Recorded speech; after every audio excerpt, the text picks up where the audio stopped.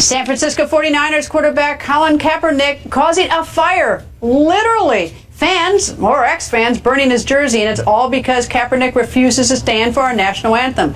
The quarterback standing by his decision, saying our country oppresses black people. Raged.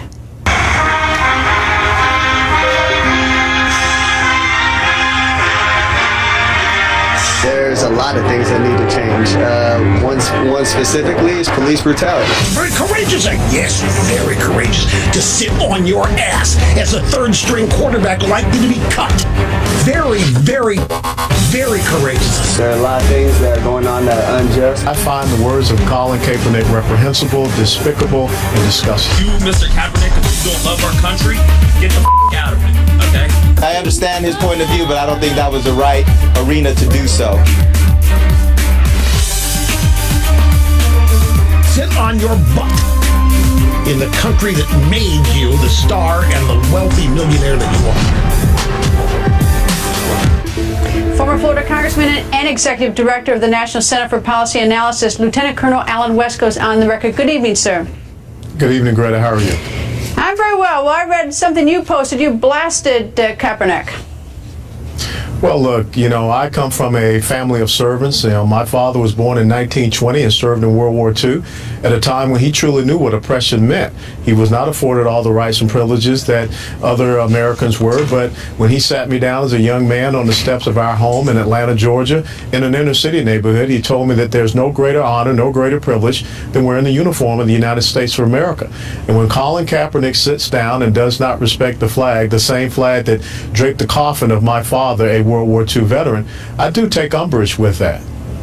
I suppose it didn't help with his fans is that I don't know if he's known for doing much in the community, but he's a wealthy man. He's paid a lot of money, or he earns it. He's a great football player, but I think that there is, it seems to me that he might have found a better way to express his political opinion. It might have been better if he were out in the community helping, perhaps, or at least had done something to that effect, rather than sitting down.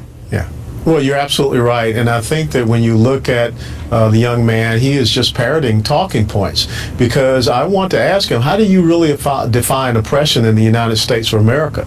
Because as I look at what's happening in the black community, it is not the oppression coming from, this great nation or this country. Everyone has an equality of opportunity, but when you look at the ails of this community, you look at the fact that two young black men, 26 and 22, two brothers, just shot the cousin of Dwayne Wade, an NBA star. How do we go so wrong in the community? Look at the breakdown of the family. Look at the lack of education opportunity. Look at the lack of small business entrepreneurship in the inner city community. That's what Colin should have been talking about, instead of parroting these talking points that I don't know who he got them from. All right, let's bring the viewers in. Viewers, now is your chance to vote at home on Twitter. Should the NFL punish Colin Kaepernick for sitting during the national anthem? Tweet yes or no using hashtag Greta. We'll show you your live Twitter votes throughout the show. Lieutenant Colonel, tell me, is there any way he can get out of this? I mean, let's say that he just made bad judgment one day, and he certainly has created a lot of noise in the sports world and beyond that. Is there some way he backs out of that and still is able to sort of express his deep-seated feeling about, what's going on in the nation? Yeah, I think so, and that was one of the things that I recommended in the piece that I wrote. First and foremost, he should give a humble apology to this country and to the men and women who serve and, stand to make that last full measure of devotion. And I think that he should take a hiatus away from the NFL football season. He can go over to Helmand Province in Afghanistan and be there with those men and women that are protecting his rights and his freedoms and affording him the privilege to be able to be a multimillionaire one percenter, and throw the football with them out in one of those combat zones and tell them how much you appreciate it. I think if he does something like that, the American people will understand that he has probably saw the ills of his ways and his misguided comments. Why do you think he sat down the other night? Well, this is a very trendy thing to go on, right now in the United States of America, to stand up and, speak against your country. And lots of times these are people that have never been to any other country, and they don't understand, how so many people want to come to the United States of America and earn that title of American because of what we stand for. Now, are there issues in the black community? Absolutely right. But they're not issues that are resulting from anything that the American people have done. And if he has a beef with law enforcement the United States of America. He should not speak out trying to undermine the rule of law, which means that people have to go through a due process. You know, we saw the false narrative of hands up, don't shoot there in Ferguson, Missouri. And the other thing is the NFL needs to clarify their positions, because here in Dallas, we were just told that the Dallas Cowboys could not have a decal on their helmet to recognize those 5 police officers that were killed. But yet, you know, we're going to see what happens with young Colin. All right, stay with us for a second. I want to bring in former Marine bomb technician, Staff Sergeant Johnny Joey Jones, who tweeted this. Hey, Kaepernick, I don't have legs, but I'll stand with enough pride for both of us every time my national anthem plays. Good evening, sir, and obviously you have a strong reaction to Kaepernick refusing to stand during the national anthem. Your thoughts, sir? Absolutely. Good evening, Greta. I actually took issue with his comments afterwards. Refusing to stand, that's one thing, and it offends me, it really does, but that is free speech. But his comments equated patriotism or pride in this country or that anthem to supporting oppression. Listen, by no means is our country perfect, and by all means, let's address actual issues and work to solve them. But when you sit there and equate my pride in my country to a bigot in some other place, or the ones that are in this country to the 300 million that aren't that way, I take issue with that, and I'm going to tell you about it, especially when you use your platform that way. His sitting down was obviously a huge statement. Then he dug his heels in a little bit deeper with things that he said afterwards. I don't know if upon some reflection, he might want to sort of try to, unbury himself from this. Is there any way that he can sort of restore what happened and try to, get back, your confidence in him and your admiration for him? Absolutely. I mean, America is a country of coming together and forgiveness. That flag and that anthem, that stands for the people that fought the Civil War and united this country. That stands for the people that fought for civil rights and made this country a little bit better. And it stands for the people that are working hard every single day to fix these issues that do exist. Hey, listen, I come from a small town in Georgia. I've seen racism. I've also seen people grow and learn. I've seen ignorance turn into compassion. And you don't do it by drawing more lines in the sand. As a service member, it's offensive for people not to stand for the national anthem. But as an American, it's offensive for you to equate my pride to bigots or oppression or other things that are wrong in this country but will be fixed.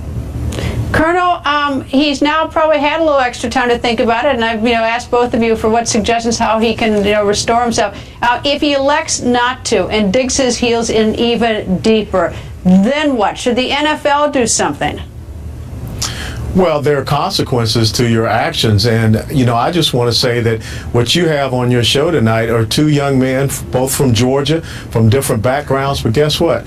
We both took an oath to support and defend the Constitution of the United States of America. We both took an oath to stand and make sure that we defended this way of life. And if this young man does not understand how this is such a great nation and it affords opportunities for young Johnny and Alan West to be together, we're missing out on what this country is. And the NFL is going to have to make a tough decision, because when you look at the St. Louis Rams, who came out with the hands up, don't shoot, that was a false narrative. You look at the denial of the decal on the Dallas Cowboys helmet. What are they going to do in the instance of Colin? Staff Sergeant, what should the NFL do, if anything? I think the NFL has an excellent opportunity to set a policy and abide by it. I don't think they should ask Colin Kaepernick to stand. I think they should allow those decals on the Dallas Cowboys helmets, but that's neither here nor there. I hope that Colin Kaepernick comes out and further explains what he's passionate about, and that he understands that's not the 330 million Americans that fall under that anthem and support it. That's the ones that we're going to weed out, and that's the things we're going to fix. And, I believe that's what he'll do. I pray that's what he'll do. I pray for him. And I know this country is better than what we're seeing, and I know we're going to get there. Colonel West, and Greta, yes. And Greta, if I could say, opening day for the NFL is 9/11. I don't think that Colin wants the optic of him sitting on the sideline. I'm sure he doesn't, and I'm sure his team doesn't. I'm sure the owners don't want that. I don't think the fans want that. Anyway, Colonel, thank you, sir. Thank you so much. And thanks, Sergeant Jones. The left refuses to stand for the national anthem. I'll continue to sit. I'm going to continue to stand with the people that are being oppressed. To me, this is something that has to change. And when there's significant change, and I feel like that flag represents what it's supposed to represent, and this country is representing people the way that it's supposed to, I'll stand. USA Today Sports Managing Editor David Meeks is here. David, doesn't look like this was just sort of a dumb idea one night. He's digging his heels and making statements afterwards. He's going farther. Well, he said before, in talking about this, he's been thinking about this for quite some time. He talked about with his family and talked about with his close friends of his. So this has been something on his mind. He's not had a happy off season. He had some surgeries, didn't play well last year, lost his starting job. I think there's more going on here than just unhappiness about the anthem. What does this do to the morale of the team? Because the other players obviously know that this problem is going on, and their quarterback, maybe he's not going to be the starting quarterback, but he's the backup quarterback, and he did once take them to the Super Bowl. I mean, he did, what's the morale like in that locker room? Well, that's going to be the number one thing on the minds of the coaching staff and the other 52 players who make this team is you can have your freedom of speech. When you bring the flag into it, you really are setting up a firestorm. But these other guys, they don't get paid $12 million this year. They're doing this for a living. And they don't want distractions or anything that tears the team apart or stops it from playing as well as they can. Is that contract guaranteed with him? Or is it a possibility he'll get cut and cut without getting that money? He won't get cut without getting that money. He could get cut. They'd have to pay him that amount of money. It's guaranteed for this season, but they would take a cap hit anyway. Some quarterbacks, we've had bad boy images of players. We've had sort of the watching some of the exciting. Joe Namath, for instance, was always exciting to watch years ago. Is there any place where he could go that he would be received that they need a quarterback? Because I don't think he's going to stay. I don't see him staying in San Francisco. Well, he hasn't wanted to be there. He's been seeking a trade before, previous to this. It'd be hard to imagine who wouldn't take him if he is a great player, at his best, at his healthiest. He was an electrifying player. He isn't that right now. I think right now the market's pretty low for him. All right, 79% of the people think the NFL should punish him. The NFL's position has been what? They said we encourage all our players to stand for the national anthem. We do not require it. And again, I want to say there's a big difference here between sitting for the national anthem and then bringing in the flag and oppression. That's what really set this off, because a lot of people see the flag as born out of an effort to get away from oppression. That's how the country was formed. I just don't see him being able to stay in San Francisco. I mean, this is sort of a painful thing. And you get the idea that he had an attitude going into this, that he was unhappy that his career was, he had a bad off season. He hasn't had a good career, lost a starting job. This seems like a bitter player long before this controversy, and that this is sort of just showing it. Well, last night he made disparaging comments about Donald Trump and Hillary Clinton. It sort of morphed into something more than just the anthem and the flag. So clearly he's got some things on his mind. Who owns the 49ers? I forgot. York? Is that who owns it? York, yeah. And I imagine they're involved in this decision whether to keep him or not? I think they're going to try to do what's best for their team overall, look at the whole situation, see how he comes out of this. Does he apologize? There are a lot of people suggesting things he could do to, maybe win people back over. Winning football games also does that. So I think they'll try to do what's best for the team. And I imagine if he stays with the 49ers, he goes to some stadiums that there'll be a lot of heckling. I mean, just imagine the heckling that'll go on when he shows up. They play Thursday night in their final preseason game in San Diego, a big military town, so I expect you'll hear it there. And full disclosure, they did lose to the Packers. So that may have been part of my view on this. Anyway, thank you much, David. Thank you. And developing now, and yes, it is getting worse. More new emails showing the level of communication between the Clinton Foundation and Secretary of Clinton's top advisor, Huma Abedin. Fox News Chief Intelligence Correspondent Catherine Herridge is here. Catherine? Well, thank you, Greta. These are the new emails that were obtained by the conservative group Citizens United, and they had to fight for 2.5 years with the State Department lawyers just to get access to the emails. And it really is very confirmatory of what we've seen so far, which is that there was this seamless relationship between the Clinton aides at the State Department and the Clinton Foundation. And there was really a very concerted effort to try and get special access for some of these donors. But these are more emails. It's a confirmation of it. I mean, so there's no big surprise. I mean, so now I guess the big surprise would be if we saw something slightly different in the way that these sort of access to dinners were arranged or who the key players are. It's pretty clear right now that the point person at the State Department was Clinton aide Huma Abedin, and that she was sort of the pivot point for the Clinton Foundation and the top official there, Doug Band. Who she later went to work for. That's correct. I mean, it's a little bit cozier than that. I mean, there's at some point tight. She had a use dual, a technical term. Right. She had a dual job, both at the State Department and with him. That's right. In fact, she had 3 hats that she wore at the State Department for a period of time, having 3 different sets of employed. But I guess, the headline would be that these emails really sort of further strengthen the case that there was this very seamless relationship in terms of the sharing of information and taking these Clinton Foundation donors and getting them kind of access that the average person would not get without that kind of donation. And the Clinton campaign says what? Clinton campaign says, well, the State Department, which to me, part of the story is that the State Department has really become almost the defender-in-chief for then Secretary Clinton, and their position Which is not their job. This is not their job. They are paid by the taxpayers. So it's interesting to me that you've seen them take a much more political tone in their response, at least to me, in their responses.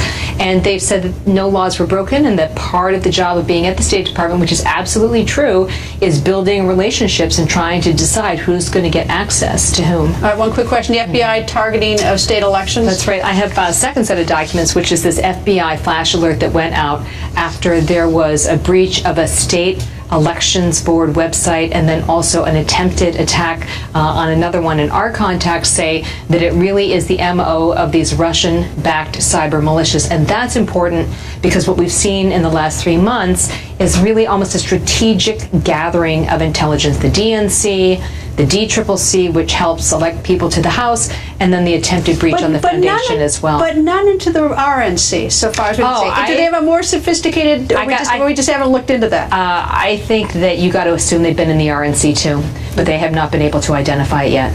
Catherine, thank you. You're welcome.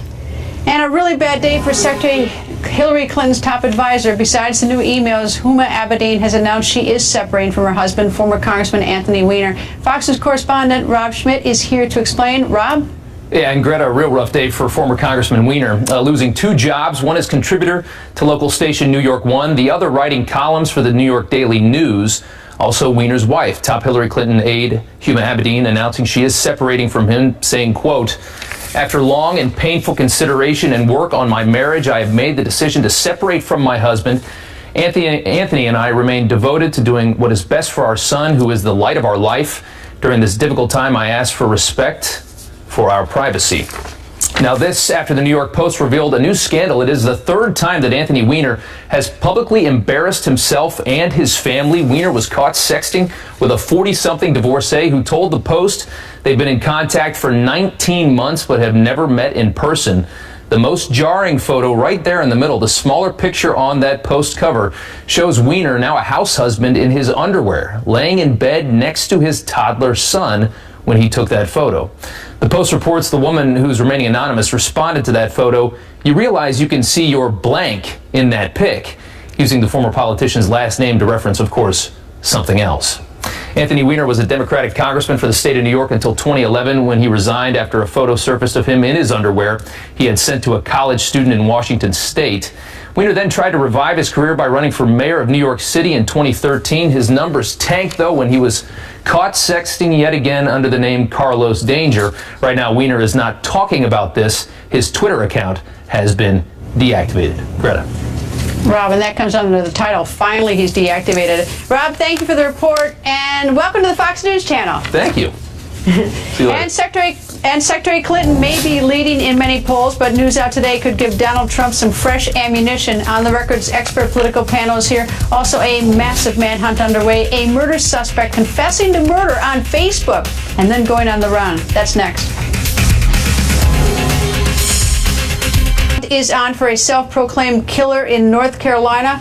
Yesterday morning, murder suspect Anthony McNeil confessed on Facebook, writing, quote, "Just killed someone, and now police say that someone he killed is his child's grandfather." Fayetteville Observer crime reporter Monica Vinatulli is in Fayetteville, North Carolina. Monica, what's the latest? According to the sheriff's office, they are still searching for McNeil. McNeil is accused of killing the grandfather of his child. 2 days before this happened, the mother of his child, Cindy Ransing, she took out a civil complaint alleging domestic violence against him. So placed on, tweeted, "Kinda always knew I wouldn't live to be 35. If I can't get away, I'm going to take myself out." Do they have any idea where he might have gone? What direction? Is he armed? What do they know about him? All the sheriff's office has told us is they have put out a bolo for him. Be on the lookout. They do believe he is armed and should be considered dangerous. What does he do for a living? Tell me about this man. We haven't been able to find out that much as far as what he does for a living. He also doesn't have an extensive background, a criminal background.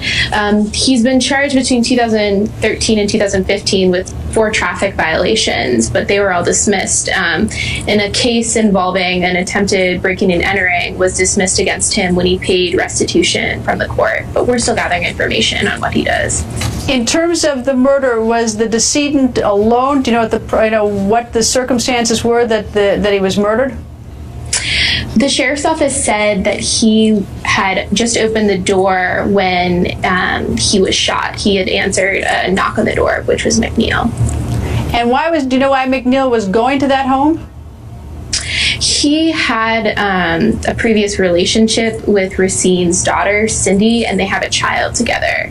And as I had mentioned before, Cindy had just taken out the charges on him. It's from the civil complaint against him. But the child didn't live there, or the mother of the child with the man. Is that correct? Were at the decedent's home? We're not sure at this time. The sheriff's office hasn't released that. Have they released any information about the vehicle he might be driving in? Yes, he might be driving in a Volkswagen Jetta, and according to vehicle registration data, he owns one. And but of that's course, all the information we have. Any color, any idea? I assume it's North Carolina tags, plates. Any idea in the color? No. All we have is the type of car he has. All right, so it's a Jetta, and the picture's on the screen. If anyone has seen this man, he is wanted for murder, and he is on the run and thought to be armed and dangerous. Call the police if you see him driving a Jetta. Monica, thank you. Thank you. And more new trouble for the Clinton campaign. The political panel is next.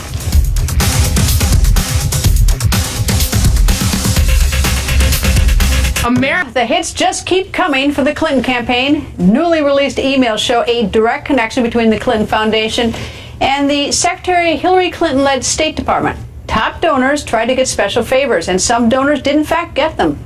Chairman of the House Oversight Committee's National Security Subcommittee, Congressman Ron DeSantis, goes on the record. Good evening, sir. Good evening, Greta.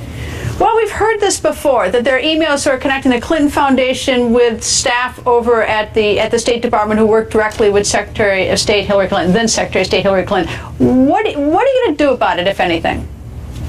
Well, I've said for over a year that we needed to have a special counsel investigate not only the email and the top secret information, but also the Clinton Foundation, because what you have is a lot of money going into this foundation. Some of it was from American citizens, but a lot of it was from foreign citizens and even foreign governments. And then you had actions that the State Department took in different instances, and those need to be vetted and see whether there was a pay for play going on. I would say that a lot of the emails are very disturbing. I think that they should cause an investigator to want to look further. And I would also say the fact that she didn't turn over the Clinton Foundation, many of the Clinton Foundation emails, and the fact that her attorneys used bleach bit to wipe the server, to me that indicates that there's where there's smoke, there's fire. Okay, well, there are a couple issues on the table there. First of all, as to Secretary Clinton herself, the FBI Director Comey has said that he does not recommend going any further. He does not recommend, for instance, sending it to a grand jury. As to whether or not the Clinton Foundation should be investigated, you say that you might need a special prosecutor, but the fact is that you've got a U.S. attorney in the Southern or Eastern District of New York. You've got prosecutors there who are perfectly able to do that. So I imagine if you thought that had merit, that you might make a recommendation or somebody to do that. That might be a means to do that. Is that fair? It would be if that were what were happening, but we've had reports that the FBI has tried to investigate the foundation, and Attorney General Lynch put the kibosh on it. Now, when you ask the FBI or you ask the Justice Department what they're doing, they just won't comment on what's going on. So we don't really know whether this is being investigated at all. And so if you have an Attorney General who's willing to let the U.S. attorneys do their jobs, then yeah, you don't maybe need one. But I would say, though, given all that's happened with Attorney General Lynch Lynch, meeting with Bill Clinton, with the way she performed in front of the Judiciary Committee, refused to answer questions. I don't think a lot of us have confidence in her handling anything more with the Clinton case. And remember, Comey did not recommend prosecution for the classified information mishandling, but he did say that Hillary did not tell the truth when she said she turned over all her work-related emails. They found thousands of emails, and obviously we're getting thousands more now. Many of them had to do with the Clinton Foundation. Now, in terms of Director Comey, who was a former U.S. attorney himself, do you think that was his expert opinion, having been a prosecutor himself and being head of the FBI, or do you think, to use a sort of a crass term, that the fix was in, that there was something sinister about his recommendation? Well, I think the Justice Department told him, look, we have concerns about using gross negligence, even though that's the standard, even though the Justice Department will prosecute simple negligence in things like environmental cases. I think they said, we want you to bring us facts that show she intended to disclose this information or to harm the country. And of course, that's not what 18 U.S.C. 793 is trying to protect against. There are other statutes that can get that conduct. They wanted to impose a duty on high public officials to behave themselves in a way that's appropriate and not be extremely careless. So I think he interpreted a different statute than the one Congress enacted, and I think part of that was because of the prosecutors at the Justice Department and their guidance to him. And you don't think that he would overrule that if, in his judgment, he thought that was wrong? Well, look, if they're telling him they want intent to harm the United States, I mean, that's usually how it works, where you have the criminal investigators will defer to the prosecutor. Now, obviously, he has extensive experience himself. But you know what? Here's usually, the Congressman. You know what, though? If the FBI director thinks that he's getting some sort of command influence from the Justice Department or some bad direction, I would hope that he would have a stiff enough spine to make his own decisions, own recommendations. I don't know what that is, but I mean, that's really where sort of this discussion is. Either he was right in his recommendation, or he is caving to the Justice Department, right? Well, or he's just wrong on the law. Maybe he agrees with the Justice Department. I mean, the bottom line is he said she was effectively grossly negligent in how she handled this. That's what the statute requires. Loretta Lynch, when we asked her about it, she wouldn't even talk about how they view the law generally, much less the facts of this case. So we got no insight from Attorney General Lynch at all to try to clarify it. Well, I think your best chances, if you're going to get a whistleblower, if you're going to get some more information, if there's more to be had. Anyway, Congressman, thank you for joining us, sir. Happy to. The On the Record political panel is here from the Boston Globe, Annie Linsky, and from Fortune magazine, Nina Easton. Nina, is any of this email stuff at this point going to have any impact on the election? I guess it's not going to impact Democrats, it's not going to impact Republicans, but on independents and undecideds.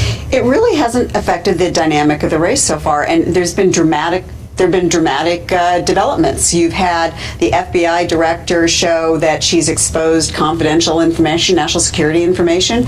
We've seen that she didn't tell the truth. We've seen now that there's porous borders between the Clinton Foundation and the State Department. The polling that really is fascinating is that right after Comey came out and said, she was reckless, careless with this information, a majority of the public thought he should have taken action, even though he didn't. Yet polls that came out just a week later showed her still ahead of Donald Trump in the campaign. You're getting down to what's the alternative? I find this. I was off for a couple days last week, and so this morning when I came in the question, I was up about the emails. Yeah. I said, are these new emails or are they different emails? Yeah. I mean, I'm so confused now whether we have new emails showing more connection or less connection. Don't we already know about this connection? And so what does this all mean? And that's part of the problem with this story, right? Is that it just at this point, it absolutely will never go away, because there's always going to be, we are going to get probably another 15,000 emails. People are going to scroll through those emails for any name that's linked to the thousands and thousands of donors to the Clinton Foundation or the people connected to those donors. Every news well is going to have a story. I don't know if I agree that it's having no impact. I mean, if you think about it, Hillary Clinton has, so many things going for her right now, yet we're all talking about this. And, if Donald Trump has any chance in this election, it's that this kind of thing keeps going and that the connection becomes even more clear. I mean, I think that's what the thing is. Like, we still haven't had that email from Hillary Clinton just saying, I think $1 million and I'll get your visa taken care of. I think that the only impact it might have is when she's on that debate stage and she's asked the questions about that. Now she's going to be prepared for it. Yeah. But she's going to. But if the question, there may be some tough questions about those. There's going to be tough questions about that. Yes, but again, it sort of goes back to, and I agree. I think it's definitely keeping her numbers lower than they would be otherwise, because you go into this race with a Republican nominee who's got a lot of flaws, and with the demographics working in favor of the Democrats, not the Republicans. You could argue she should be much higher. Yes, but it doesn't matter if her numbers are lower if she's still winning. No, I know. It's like it doesn't matter whether she wins by a little bit or a whole bunch. It kind of does. It kind of doesn't. If it's a landslide, that's going to cause real serious rethinking within the Republican Party. If it's a squeaker, it's going to be the dynamics are going to be different. Going back to your debate question, okay, she answers an email question. She answers a Clinton Foundation question. She'll be very practiced in how she does it. Something's going to happen, like Donald Trump doesn't know something, or there's going to be that's not going to be the headline out of the debate, I bet. We'll see, but I bet. Can govern. Like, let's say you're right, and let's say that the poll numbers today are the same that they are in November, but we're already talking about a special prosecutor for another Clinton administration. Yeah. I mean, it is going to affect how except that if it's a Clinton administration, there will be no special prosecutor, since it will be her attorney general to have to appoint one. Anyway, that's a good point. Anyway, Annie, Nina, thank you both for joining us. And superstar Dwayne Wade's cousin, a mother of 4, viciously murdered while pushing a baby stroller. Well, now Donald Trump is getting involved in the Chicago violence. Also, we investigate why her murder could have been prevented. That's next. Plus, a Fox weather alert: dangerous and potentially deadly weather could be headed your way. 2 major storm systems bearing down on the United States, and Fox is tracking this wicked weather straight ahead. This is not what you want to see outside your airplane window. An explosion ripping off part of a Southwest jet's engine. The Boeing 737 was flying from New Orleans to Orlando when passengers heard a loud boom. Terrified passengers put on their oxygen masks while the quick-thinking pilots made an emergency landing. The captain was able to land the plane safely in Pensacola. Miraculously, none of the 99 passengers and crew on board was injured. And from quick-thinking pilots to drinking pilots. 2 United Airlines pilots yanked from their flight for being drunk. The flight was about to take off from Glasgow, Scotland, headed to Newark, New Jersey, and United Airlines saying the 2 pilots have now also been removed from all flying duties. Right now, it's not known how local police discovered that the pilots were drunk. And after a 10-hour delay, the flight with 141 passengers finally took off with new and, yes, sober pilots. And violence in Chicago is spinning more and more out of control. This weekend alone in Chicago, 10 people were killed and 57 were wounded. One of those murdered was the cousin of NBA superstar Dwayne Wade. Nikia Aldridge. Fox News senior correspondent Mike Tobin is live on the streets of Chicago. Mike?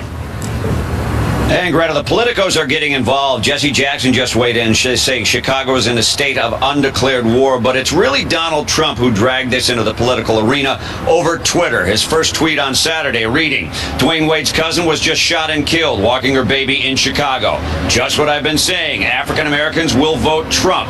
This morning he wrote, look how bad it's getting. How many more shootings will it take for African Americans and Latinos to vote Trump equals safe? The Chicago police superintendent somewhat dismissed Trump's statement, saying if he's got a magic bullet that can solve the violence problems in Chicago or anywhere, please share it. However, Chicago police are complaining about the laws and using the Aldridge murder as an example. The suspects were well known to police and the justice system. The oldest, 26 years old, both of them slapped with the title career criminal. Documented gang members, convicted felons, at least one with a gun conviction, out on the street having served just a portion of their sentences. Aldridge was not the target. A man who apparently looked at the Sorrells brothers funny drew their aggression, but he was not hit. The 32-year-old mother pushing a newborn was struck in the head and arm. The police superintendent says this case is noteworthy, not because of the connection to an NBA superstar, because it's an example of what police are up against. Now, a spokesman tells me that some 64 people were shot over the weekend in Chicago. 8 of them died of their wounds, and police knew an overwhelming majority of them. People who engage in gunfire are often the targets of gunfire, but the spokesman complains that cops can only arrest violent people. They can't make them serve their whole sentence. Greta? Mike, thank you. And what a terrible story. That poor woman just pushing her infant in a stroller. Yeah. And now to some breaking news. Just moments ago, California lawmakers made sure someone like Brock Turner will not get a light sentence for rape. Turner, a former Stanford swimmer, sparked national outrage when he was given just 6 months in jail for raping an unconscious classmate. Well, a new bill passed unanimously closes the loophole that allowed Judge Aaron Persky to go easy on Turner. Turner will be released on Friday after serving just 3 months behind bars. And severe weather looming for several parts of the country. Are you in the path of the storm or the potential flooding? That forecast straight ahead. And don't forget to watch Sean Hannity tonight, 10 p.m. Eastern. Donald Trump's campaign manager, Kellyanne Conway, joins Sean tonight, 10 p.m. on Hannity. This is Fox News Alert. Dangerous tropical storms threatening parts of the United States. Who's about to get hit? Fox News senior meteorologist Janice Dean is tracking it all. Janice? Hi, Greta. Yeah, we're watching several systems, not only in the Atlantic, but the Pacific. This is Hurricane Gaston. Not going to affect land, but we have 2 tropical depressions that could be named within the next 12 hours. Tropical Depression number 8 and Tropical Depression number 9. So let's talk about number 8, close to the coastline here. The Outer Banks, we think, just coming very close or brushing the Outer Banks and then moving north and east out to sea. They're going to see a little bit of rough weather, certainly some outer bands. We could get some gusty winds as well as some rip currents. So people are urged to stay out of the water, but we're not talking at a big major storm across the northeast coastline. Let's take a look at Tropical Depression number 9. This is probably going to be named within the next 12 hours. Here's the official track from the National Hurricane Center. As we go further out in time, Wednesday and Thursday, we'll watch this very carefully. Some of the forecast models show this becoming a minimal hurricane. The one thing is for certain, much of the Sunshine State is going to get a lot of rain. We could see the potential for very gusty winds, tropical storm force winds, or even hurricane force winds, as well as the threat for tornadoes. So watching that particular landfall possibly Wednesday into Thursday. Also want to make mention we have twin major hurricanes in the Pacific. This hurricane, this is Madeline. It's a Category 3 storm getting very close to Hawaii over the next couple of days. And the one behind it as well, watching the Hawaiian Islands very carefully this week. So Greta, a lot to watch, and certainly we'll keep you up to date from the Fox News Extreme Weather Center. Back to you. Janice, thank you.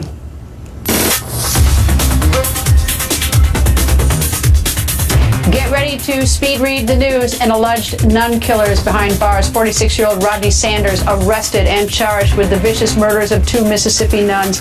Sanders faces capital murder charges, meaning the death penalty is on the table. Sanders is alleged to have stabbed both nuns to death in their home, then stealing their car. Nothing else was taken from the home. EpiPen maker Mylan is trying to offer relief to allergy sufferers. The company responding to national outrage over a giant price hike. So now Mylan is offering a generic version of the EpiPen. The generic version will cost about $300. That's pricey, but that is half the price of the now $600 life-saving device. In 2009, that treatment cost only $100. Panic and chaos at Los Angeles International Airport after reports of shots fired. People running for cover as police armed with rifles stormed the airport. The FAA started diverting more than 20 incoming flights. But it all turned out to be a false alarm. Police now say there were no gunshots and some kind of loud noise sparked the panic. And sad news tonight. Actor Gene Wilder has died. Wilder starred alongside Mel Brooks in several movies, including Young Frankenstein and Blazing Saddles. But Wilder is best known for playing Willy Wonka in the original Willy Wonka and the Chocolate Factory. Come with me and you'll be in a world of pure imagination. Into your imagination. And he was 83 years old. Gene Wilder, dead. And coming up, a shocking video that shows just how far police will go to protect you. My Off the Record is next. And time is almost up to vote on Twitter. Should the NFL punish Colin Kaepernick for sitting down during the national anthem? Tweet yes or no using hashtag Greta. Your live Twitter votes live on your screen next.